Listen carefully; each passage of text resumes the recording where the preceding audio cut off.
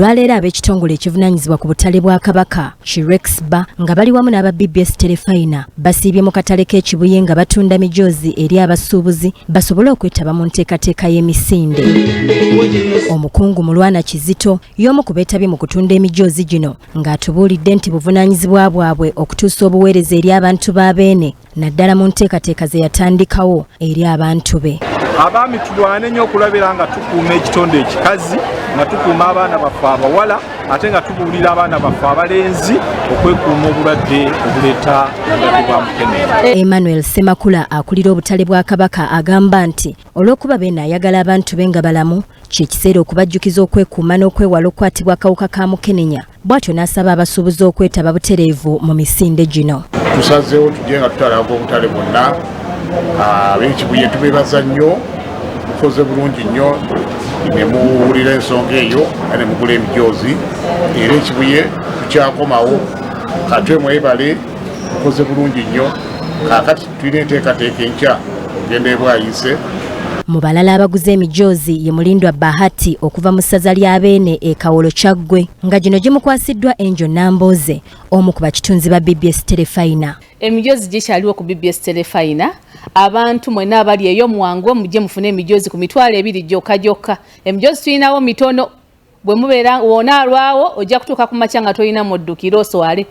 Gino emijoozi gya balonzi bange aba Kawolo Division nga tugenda kusimbula erugazi sawa zijja kuba 10 emmotoka zijja kubeerawo tusobola okutuuka nga budde bukyali. Kampuni ya Star Times nga bakulembeddwamu abakulira bakitunze mu kampuni eno nabo tebalutumiddwa mwana nga bano baguze emijoozi gya bukadde 2 era bakkaatiriza nti beteefuteefu okwetaba mu misinde gino. Era nga tuyita buli muntu yenna ajje ayejjumbira ekintu kino okubanga agula kits zino asobole okubanga yettanira okudduka kuno. Mu ngeri y'emu ab'ekisinde ki Uganda for All nga bakulembeddwamu Akatwijuka Stewart ng'ono ayagala kuvuganya ku bwa President wa Uganda nabo tebalutumiddwa mwana. Tusazeewo okwegattira wamu n'Obwakabaka muli ngeri y'okulwanisa akawuka ka mukenenya.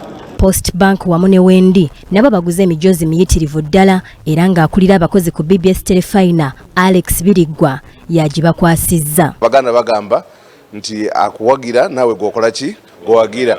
Tubasaba muwagire Post Bank yongere okulaakulana naye yongere okuwagira Obwakabaka bwa Buganda. Twewaddeyo okukolera awamu tubeere part of this event ey'okulwanyisaamu siriimu nga tuli basaale ffe ng'abasajja. Mpita bonna ba customer of Post Bank mujje twegatte ku mazaalibwa ga Kabaka nga 6 lero Sande luno. Mu ngeri y'emu Begumisa Wilberforce eyeegwanyiza ekifo ky'omubaka wa Mawogola West agulidde bannamawokota emijoozi era nga gino gimukwasiddwa akulira entambuza y'emirimu ku BBS Telefina Stephen Danstan Busuulwa.